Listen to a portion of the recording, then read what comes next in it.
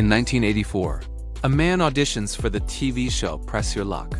He loves the show so much that he's been on a 3-day trek from Ohio to make it to California.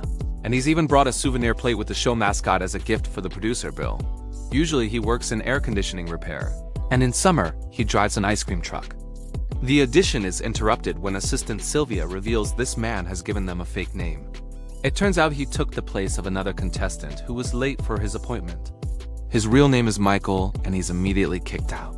Bill laments the loss since he liked Michael, but casting director Chuck says he can't cast a creep. At that moment, they hear a weird noise, and Bill looks out the window to discover that Michael drove all the way there on his ice cream truck, which now won't start. Bill is impressed by Michael's determination, so he tells him to clean up and come back the next morning for the show. Afterward, Michael goes to a thrift store to get a nice jacket. He secretly rips off one of the buttons and convinces the cashier to give him a discount for the damaged product. Later, he just sews the button back on. The next morning, Sylvia gives Michael and the other contestants a tour of the studio.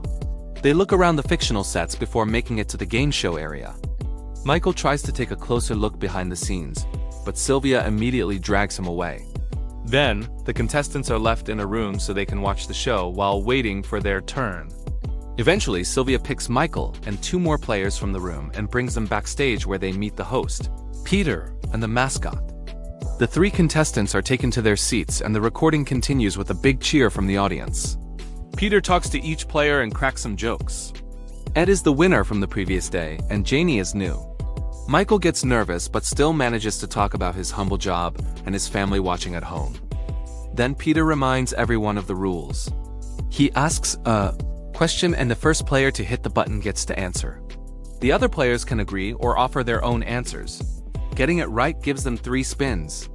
Agreeing with the correct answer gives them 1 spin, and wrong answers get them nothing.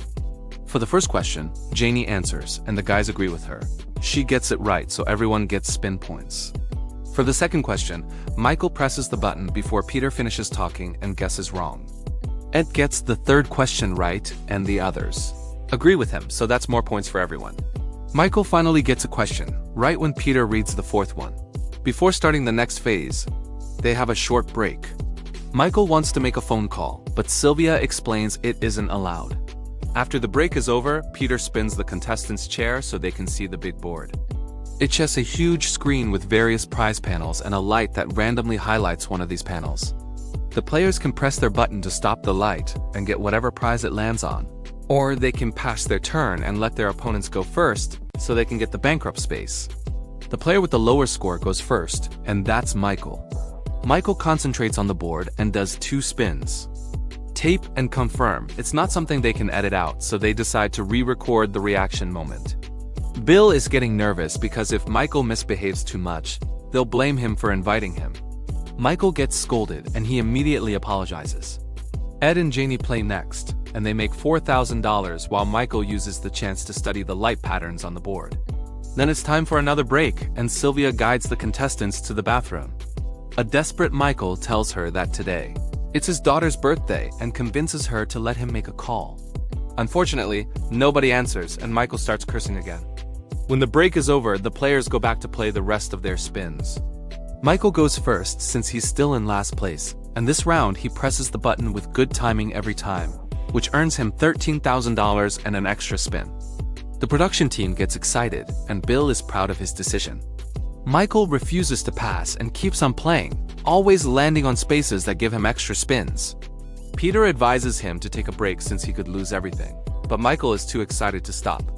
He keeps on playing over and over and reaches $28,000, which is a new record in the show. The crowd cheers for the new hero, but the production team goes from excited to suspicious. Bill gets so worried that he orders a commercial break and calls Peter to his office.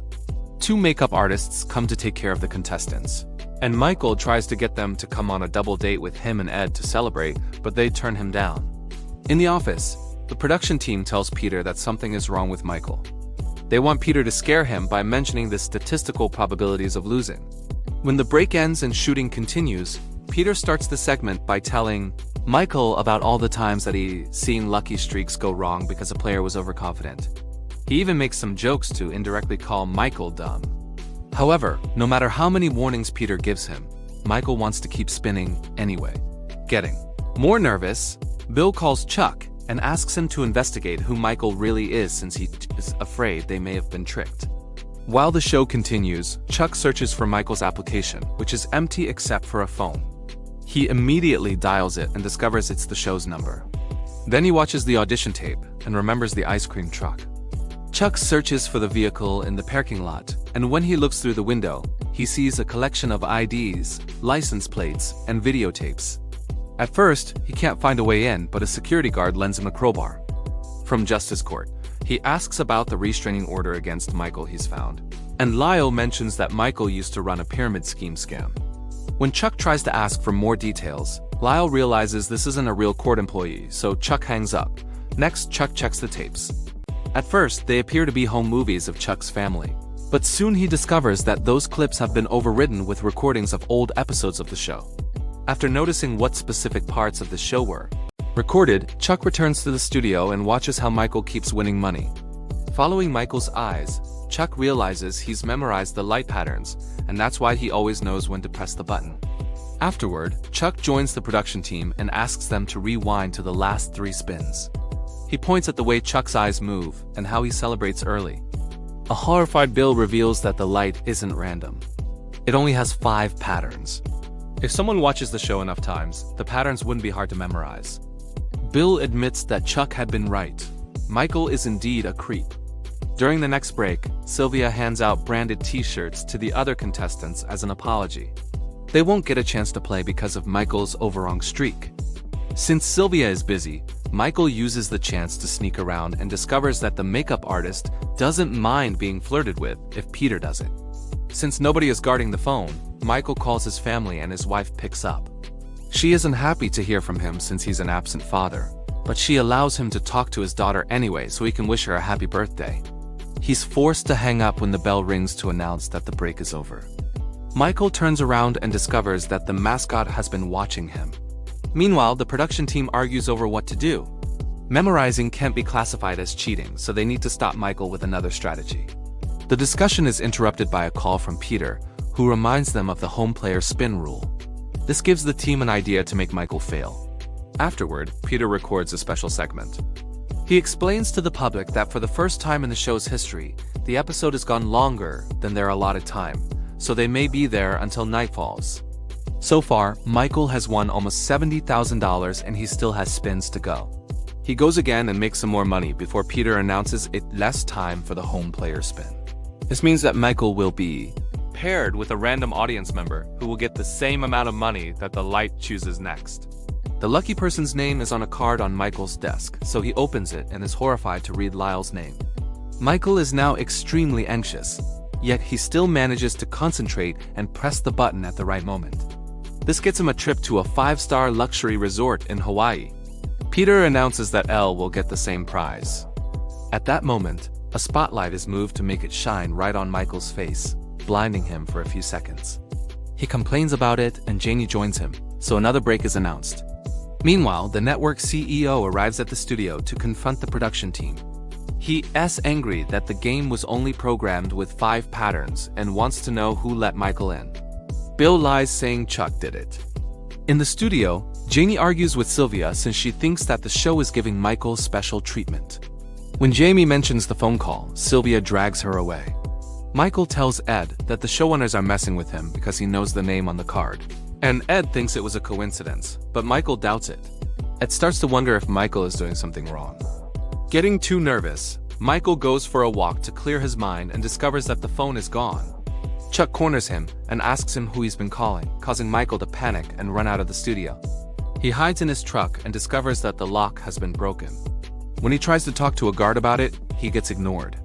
Then he tries to talk to a cop, but the man says he just arrived because the studio called for backup. Michael walks away and finds cops everywhere, so he starts assuming they're there for him. After sneaking around for a while and only finding more cops, Michael has no choice but to go back inside. He chooses the wrong door and accidentally walks into another show. The host thinks he's a guest, so he invites him to sit. Michael shares that he just wants to have breakfast with his family, but the only way to do that is by being on the TV screen while they watch. He also says that everything he's done during the past few months was for the sake of his daughter. The interview is interrupted when Sylvia comes to drag Michael back to the correct studio. In the meantime, Chuck goes to see the team and is devastated to learn that Bill has blamed him for everything. An argument is about to start, but an operator interrupts them to point out that the crowd absolutely loves Michael, seeing him as a national hero. If they play their cards right, they could use this as a publicity stunt. The CEO likes the idea, and they agree they'll air this episode by promoting the luckiest man in America. The show continues and Michael keeps on winning.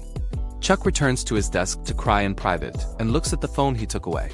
When he presses the redial button, he gets to talk to Michael's wife. Soon, Michael's money passes the $100,000 mark, which in 2025 would be $300,000. The production team is celebrating only to freeze when Peter announces he has a special call for Michael. Chuck puts Michael's wife in the air, and she insults him, saying she's tired of his tricks. She asks him to sign the divorce papers before hanging up. The studio falls silent, and not even Peter knows what to say. Michael freaks out and leaves his chair, so they take another break. The production team is freaking out and tries to discover who did this, but the sound technician says he got a note, signed by Bill. The editor points out that he can cut this segment out and they should keep playing. However, Sylvia informs them that Michael refuses to come back. Bill goes to talk to him and informs him that they know what he's doing, but they can't stop him. If Michael wants the money, he must finish the game.